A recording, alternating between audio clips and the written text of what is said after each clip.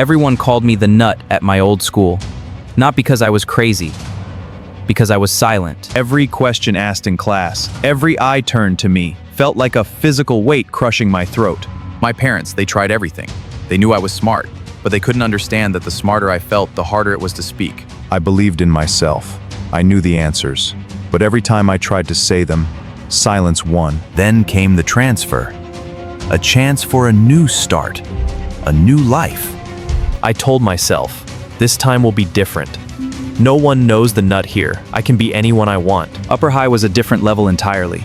The buildings were bigger, the stakes were higher, the cliques were already formed. The anonymity was a relief at first, but soon I was just invisible. Again. And then I saw her, the resident genius.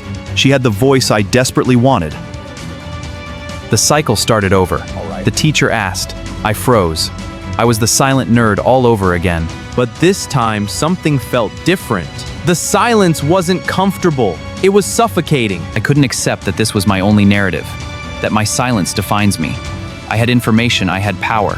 So I started studying, not for grades, but for weaponizing the silence, learning everything so I could speak with authority. The motivation hit me when I saw a younger kid being bullied. I wanted to defend him. I wanted to say stop, but my voice was still trapped. That was it. My silence wasn't just my weakness. It made me a bystander, and I couldn't live with that. The day came. Honors physics, the kind of class where reputation is everything. The teacher wrote a problem on the board, a question designed to stump everyone.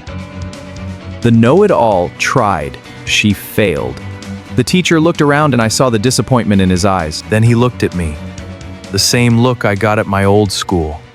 The silent nerd. No, I told myself, not this time. I raised my hand. The sound of 30 heads turning, it was louder than any conversation. You know the answer, the teacher asked, his voice filled with genuine shock. I took a breath, a deep, agonizing breath. And then I spoke. For the first time with a voice that didn't shake. I didn't just give the answer. I explained the theory, the exceptions, the deeper logic behind the equation. The room wasn't silent because I was a nut. It was silent because they were listening. I saw the teacher's expression shift from disbelief to awe. The girl I used to envy, she came up to me after. That was incredible, she said. My parents didn't need to do anything. They just needed me to believe in myself, and that day I proved they were right to do so. I wasn't just the nut anymore. I was the boy who spoke when it mattered. I learned that everyone gets labeled, but labels are only permanent if we accept them. And that day in class, I realized my voice had a purpose beyond just answering questions. It was for protection, for justice. I didn't stop being nervous. The crushing weight on my throat is still there sometimes, but it's no longer the only thing I feel. Motivation doesn't just strike you. Sometimes you have to chase it down and force it to change your narrative. It's possible that those who label you nerd are the ones who ultimately force you to prove how valuable you are. Don't wait for permission to use your voice. Use your silence to prepare. And when the moment is right, The greatest twist wasn't shocking them with the answer.